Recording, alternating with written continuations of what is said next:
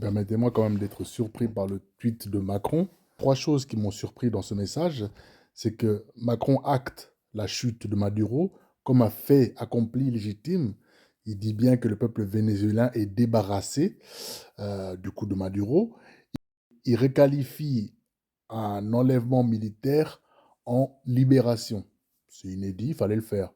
La violence, du coup, disparaît du récit et il n'est jamais question, finalement, de frappe, d'opération militaire américaine, ni de droit international.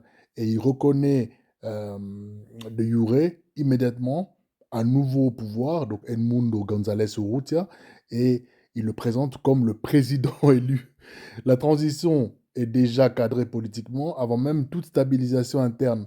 C'est quelque chose qui mérite quand même d'être élevé.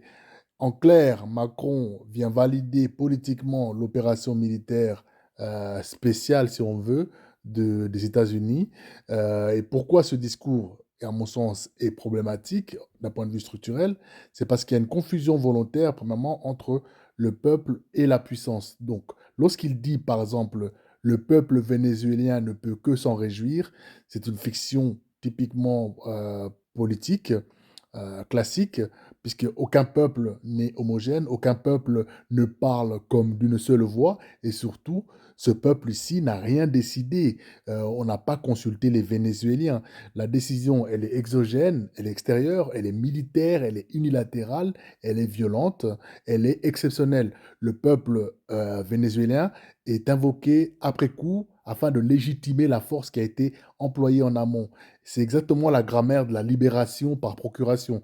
Et en second lieu, la contradiction centrale, c'est le pacifique après la violence, parce qu'il dit bien la transition doit être pacifique, démocratique.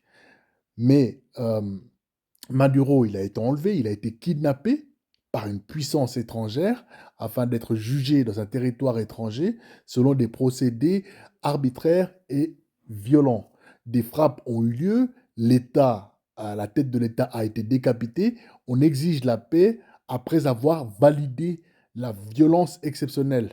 C'est une incohérence logique, mais il y a malgré tout une cohérence impériale ou impérialiste puisque la violence est acceptable tant qu'elle est efficace et qu'elle provient des alliés.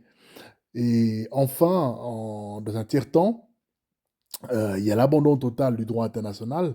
Le tweet est frappant parce qu'il ne dit aucun mot sur l'ONU, sur les instances onusiennes, aucun mot sur la souveraineté, aucun mot sur le mandat qui aurait été délivré ou pas aux États-Unis.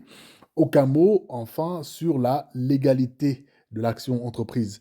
Le droit international est tout simplement mis de côté, effacé du langage, comme s'il était parfaitement inopérant. Et ça, c'est très révélateur parce que on ne le viole même plus, on ne fait que, au fond, l'ignorer.